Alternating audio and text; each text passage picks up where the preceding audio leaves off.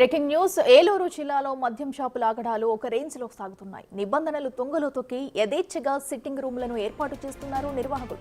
Sitting రూమ్లకు అనుమతులు లేవని AP CM Chandrababu అసెంబ్లీలో ప్రకటించినా లెక్క చేయడం లేదు. రాజకీయ ఒత్తిళ్ల కారణంగా ఎక్సైజ్ అధికారులు సైతం చూసి చూడకుండా వదిలేస్తున్నారు. ఈ సిట్టింగ్ రూముల భాగోతం మొత్తం బిగ్ టీవీ నిఘాకు చిక్కింది.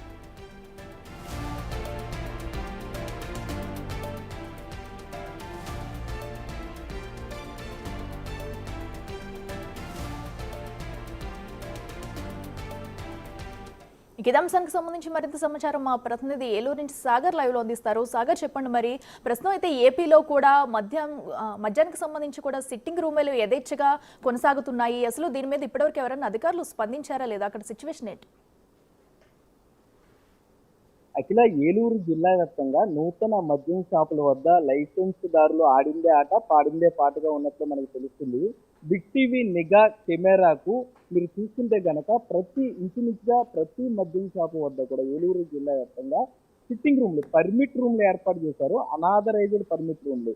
గత ప్రభుత్వ హయాంలో పర్మిట్ రూమ్లకి ఒక సెకండ్ ఫీజు ఏర్పాటు చేసేవాళ్ళు, అనుమతులు ఉండేవి. ఎక్సైజ్ అధికారుల దగ్గర అనుమతులు తీసుకుని ఆ సిట్టింగ్ పర్మిట్ రూమ్కి సంబంధించిన ఫీజు కట్టిన తర్వాత మాత్రమే అనుమతులు ఇచ్చేవారు. కానీ ఇప్పుడు నూతన మద్యం పాలసీ వచ్చిన తర్వాత ఏలూరు జిల్లా వ్యాప్తంగా ఉన్న మద్యం షాపులకి ఆనుకునే ఏర్పాటు చేసినటువంటి ఆ పర్మిట్ రూములు చూస్తుంటే మినీ బార్లను కల్పిస్తున్నాయనే చెప్పుకోవచ్చు. ఎక్సైజ్ అధికారులు సైతం ఈ వ్యవహారం అంతా తెలిసినా కూడా చూసి చూడనట్లు వ్యవహరిస్తున్నారు. దీనంతటికీ రాజకీయ నేతల ఒత్తిళ్లే కారణమని అయితే మనకు సమాచారం అందుతుంది. ఇప్పటికే ఏపీ సీఎం చంద్రబాబు నాయుడు సాక్షాత్ అసెంబ్లీలో ఆయన ప్రకటించడం జరిగింది. పర్మిట్ రూమ్లకి అనుమతులు లేవు, మరోపక్క లూజ్ మద్యం అమ్మద్దు, ఎంఆర్పీ వైలేషన్ చేయొద్దని చెప్పినా కూడా ఈ నిబంధనలు ఎక్కడ పట్టించుకున్న దాఖలాలు ఏలూరు జిల్లాలో లేవని చెప్పాలి.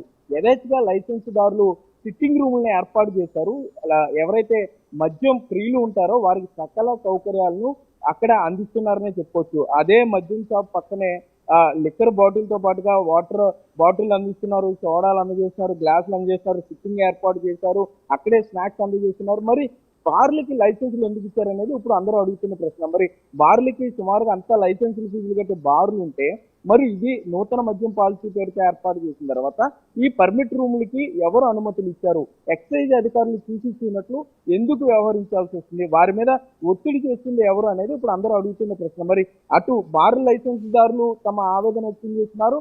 ఇటు చూసుకుంటే గనక లిక్కర్కి సంబంధించి అక్కడే వారు తాగేసి లేకపోతే మద్యం సేవించిన తర్వాత బయటకు వస్తుంటే మరి డ్రంక్ అండ్ డ్రైవ్ లేకపోతే ఇవన్నీ కూడా పూర్తిగా చూస్తున్నట్లు అటు లా అండ్ ఆర్డర్ పోలీసులు కూడా పూర్తిగా వదిలేసిన పరిస్థితుల్లో నిబంధనలు తొంగలో తొక్కాల్సిన పరిస్థితి ఎందుకు వచ్చింది?